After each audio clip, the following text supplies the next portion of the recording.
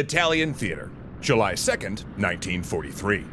High above the countryside, 2nd Lieutenant Charles B. Hall steadies his P-40 Warhawk alongside a group of B-25 bombers. He and his squadron are flying escort, ensuring the big bombers aren't stung before they unleash their payloads or shot down before they can come home.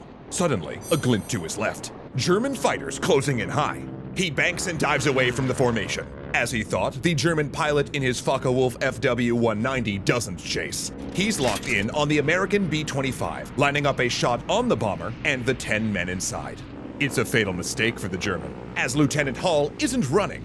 He jams his foot pedals and yanks the stick, swerving back and around, the German sliding through his crosshairs. He jams the button. Tracers whicker in dancing streams toward the enemy.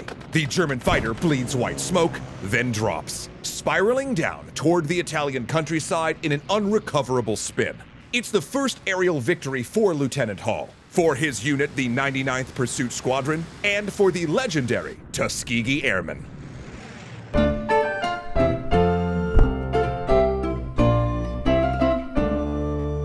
This historical close shave is brought to you by Henson Shaving, who we thank very much for supporting this episode on important American history.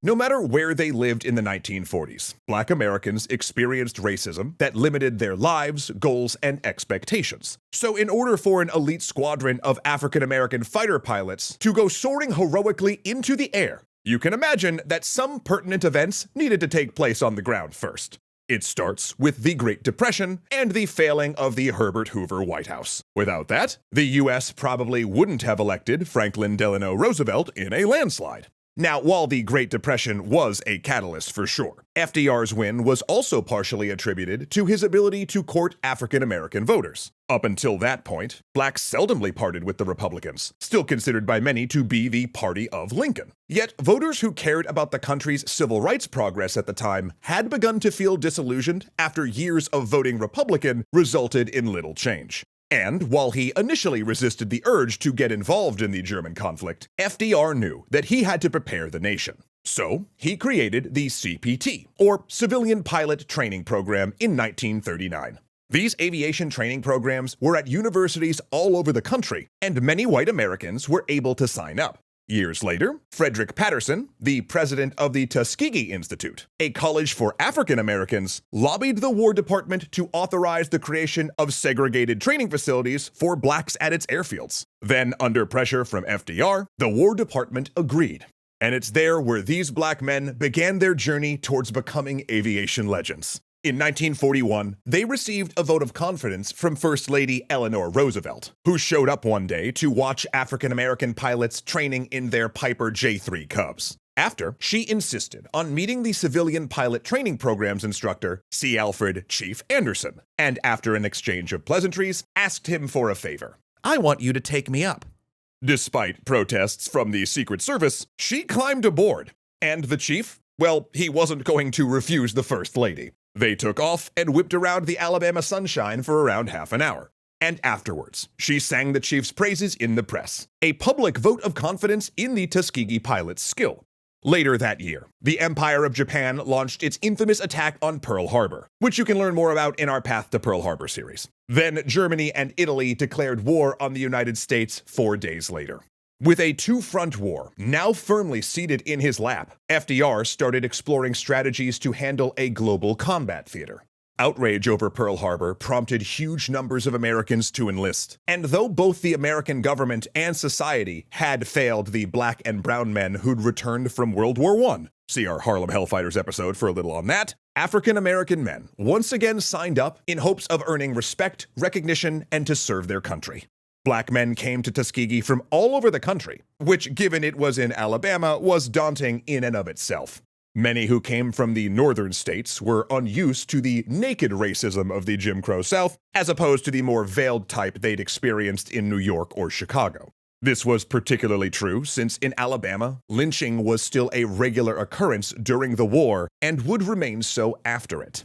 In fact, many of these young black men found themselves derided en route to Tuskegee. Yet still, they came, eager to prove that they could do the work. Some had previous flying experience, while others were just smart and talented with dreams of flight. But most knew that it wouldn't be enough to be good. they would have to excel beyond expectations, because much of the military and public expected them to fail. You see, the narrative back then was that blacks were inferior and weren't smart or mentally quick enough for complex work like aviation. In fact, many white officers, including some of the ones assigned to Tuskegee, didn't believe in the program or the recruits at all. Still, others saw the program as nothing more than a means to wash the blacks out of the military air service and shut them and their supporters up once and for all about wanting to earn wings. Many of those officers quickly trained black officers to take their positions so they could be relieved of the assignment and move on. This turned out, though, to actually be a good thing, since it brought Benjamin O. Davis Jr. to command. Davis was a West Point graduate who had endured the silent treatment from his fellow cadets most of his time there. Instead of cracking his resolve, the isolation left him more determined. He was possessed with the desire to fly, but like many black men since the First World War, he'd been rejected by the U.S. Army Air Corps because of his race. However, thanks to the establishment of the civilian pilot training program at Tuskegee, he finally had the means of achieving his goal. In fact, he'd already been assigned to teach military tactics at Tuskegee because even though he'd graduated 35th in a class of over 200, the Army didn't want him commanding white soldiers. Davis started training as an aviation cadet in the summer of 1941, part of the Institute's first class. And in less than 2 years' time, he was promoted to lieutenant commander of the 99th Pursuit Squadron, the U.S. military's first all-black fighter pilot squadron. And that combat designation was a huge deal, because in much of the U.S. military, black men only filled support roles and were not provided weapons training, even on things like naval deck guns. The Army, it would seem, wanted black men driving trucks and loading cargo and not engaging the enemy. And unfortunately, Davis witnessed that play out. He saw white instructors of the 99th subject cadets to extra scrutiny, redundant testing, and in some cases being washed out for no valid reason. Often, Tuskegee trainees would be held up for as long as 14 months, when pilots from other programs would be in the air in less than 3. Yet the pace of the war and attrition rate among U.S. pilots meant that the holdup in the 99th made no sense. In fact, it was so bad that Commander Noel Parrish, one of the few white officers who treated cadets the same regardless of race, who believed in and supported the 99th, went to the War Department and called them out for dragging their feet. Parrish's only requirement was insisting the unit's training be top-notch. Finally, of sheer necessity, in 1943, the men of the 99th were deployed to Morocco. There, they joined Operation Corkscrew, a joint effort by the Allies to liberate the Axis-occupied island of Pantelleria, which was deemed essential to the upcoming invasion of Sicily. And this was where, escorting B-25 bombers, Lieutenant Hall scored the unit's first air victory that we showed you in our intro. When news got out that a Tuskegee Airman had shot down a German fighter, that downed plane was not the only thing smoking. The African-American press was on fire for Second Lieutenant Hall, who, as the first African-American to shoot down an enemy plane, was also the first to receive the Distinguished Service Cross. He also received a personal congratulations from General Eisenhower and several other high-ranking officers. Now, while the official recognition was nice, the airmen's day-to-day treatment, not so much. As successful as the unit was, they still lived in a tumble-down barracks and flew P-40 Warhawks handed down from another squadron, planes that weren't nearly as fast as the German aircraft they faced. In fact, it speaks to the skill of the 99th that they were still able to hold their own in the air. And of course, racial tensions on the ground remained. In fact, the 99th often saw their white counterparts smoking and joking with German POWs, meanwhile ignoring or insulting black flyers and ground crews. Amenities like officers' lounges and other recreational facilities were whites only, and shortly after Hall's first air victory, a group of bigoted senior officers lobbied Army Chief of Staff George Marshall to shut down the, quote, experiment of the 99th. To support their case, they submitted a 1925 Army War College report full of dubious data and stereotypes, which insisted black soldiers were too cowardly and simple-minded for anything other than manual labor. This all happened just as Benjamin O. Chief Davis was being promoted to colonel and preparing to take charge of the 332nd Fighter Group, a new, larger unit of fresh Tuskegee pilots But when he heard that the 99th was in danger of being disbanded for incompetence, Davis had enough. He held a press conference at the Pentagon, sticking up for his unit. Then he appeared before a War Department committee to plead his case. Davis argued that the 99th, unlike white units, had no experienced veterans to guide them, and were operating slower, less maneuverable aircraft than the enemy, yet they still managed to hold their own while flying against the best fighters in the Luftwaffe. Furthermore, they were flying more missions than their white counterparts. Davis's defense prompted an official inquiry that resulted in exactly the opposite of what the racists wanted. Not only did the committee find that the 99th was fighting as well as any of the white units, but during the investigation, the squadron shot down 12 more fighters over a 2-day period in January of 1944. Once that nonsense was settled, the newly formed 332nd was deployed to an airfield in Italy, where they would transition from their old P-40s to newer P-47 Thunderbolts and P-51 Mustangs, which they decided to distinguish by painting the tails of the planes red. Thus, the codename Redtails was born, though another nickname, the Redtail Angels, was soon to come. As the war progressed, the US began taking heavy casualties as German fighters picked off their high-payload B-17 and B-24 bombers. A particularly bad situation, since the loss of each bomber also meant the loss of 10 highly trained crewmen. So, escort fighters were in high demand, and the Redtails rose to the challenge. Their strategy, originated by Davis, was simple but strict. The job of escort flights was to escort only. The Redtails were never to chase German fighters if they retreated, since this was a known strategy to draw away the fighter screen. The strategy worked, and the Redtails chalked up thousands of flight miles of successful missions. They also engaged and destroyed a variety of ground targets. In fact, they were so effective that a reporter mistakenly started rumors that the Redtails never lost a bomber during escort missions. This was untrue. They lost 27 bombers, but those numbers fell well below the average loss rate of 46 among other squadrons.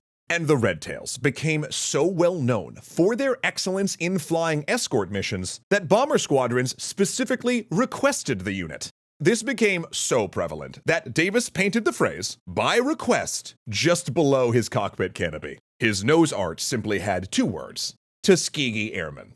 Of course, there was always speculation that the bomber crews might not have known their escorts were black. Some of that speculation actually comes from oral histories with the pilots, who often said it with a chuckle. The 332nd would fly its longest mission of the war on March 24, 1945, escorting a bomber flight to Berlin, where they were attacked by a group of 30 Me-262s, the first jet fighter. Not only did the Redtails engage and break up the attack at long range, they bagged 3 jets, including 2 flown by German fighter aces. Originally, the Army had looked for the Tuskegee program to fail, trying to prove its stereotypes about black service members. But the opposite happened. Those men, along with their mechanics, ground crews, and nurses, served with unparalleled distinction and honor. And for a time, they achieved their goal of a double victory against fascism abroad and racism at home. They proudly served and loved a country that didn't always love them back. And while 66 of them died, many lived to see the fruits of their labor when Harry Truman finally desegregated the U.S. military on July 26, 1948. They'd also see Benjamin O. Davis Jr. named the first black general in the U.S. Air Force, and witness other milestones as younger African Americans and people from all walks of life drew from their example. It's a legacy that shouldn't be forgotten, and it should certainly never be erased, as some Defense Department articles have been around the time of this episode's airing. In February of 2025, an Air Force curriculum unit on the Tuskegee Airmen was discontinued due to the Trump administration's policies, but then quickly restored after a massive public outcry. And though these policies are atrocious, heck, we even have a series of shorts raising awareness of other examples of these deletions, it says a lot that the respect for the Tuskegee Airmen remains so high that the public would come to their defense nearly 80 years after their last combat mission. Because no matter how uncomfortable it may be at times, Black history, the good, the bad, and the ugly, is every American's history. It's your history, it's my history, and we need to know it. Because truly, anyone trying to obscure that is simply doing a disservice to us all. With that in mind, once again, thank you so much to Henson Shaving for supporting our channel's effort in keeping these American stories front and center. Heck, for actually a little historical happenstance, the Henson razor is even made in an honest-to-goodness aerospace machine shop. That's because they know how important precision is, and they knew that if they made a safety razor, well, I guess safer, they could shift the paradigm of shaving away from the idea of just like a smooth shave towards an overall better skin-friendly shave. And it is working. And not through like gimmicks like subscription services or quadruple bladed moisture strips, no, but rather groundbreaking research on the impact shaving has on your skin. Instead of making cheap handles and then charging you a bunch of cash for replacement cartridges that, let's be real, just end up in a landfill at the end of the day, Henson uses their expertise to craft a precision-engineered safety razor. Combine that with how inexpensive the blades are to replace, I think they're like 10 cents a pop, and that they're 100% recyclable, and you get the best shave without a ton of waste or ongoing cost. But look, don't just take my baby-faced word for it. Check out how past Matt looked before he shaved with the Henson razor. What was that? Oh, very funny. Cut to previous Matt, looking all unkempt. You look so gorgeous, by the way. Also, why am I wearing this hat? That guy's the worst. But no more. Right now, we can even shave a little extra off for you. The price, that is, not the hair on your body. Get your mind out of the gutter. Just visit hensonshaving.com/extra and use our code EXTRA for a free pack of blades with your purchase. Meaning, you just got a year's worth of blades absolutely free. So, for the most skin-friendly shave of your life, click or scan here. And then once you've smoothed all that out, check out our next video here. All right, Zeliad's Architecture, T. Earl Grey Cold, Lotus Wolf, Kuya Koi, Joseph Blame, Hunter Z, Dominic Valenciana, and Angelo Valenciana. You tell me where all that legendary generosity came from on Patreon. Oh, it was you? Oh, thanks.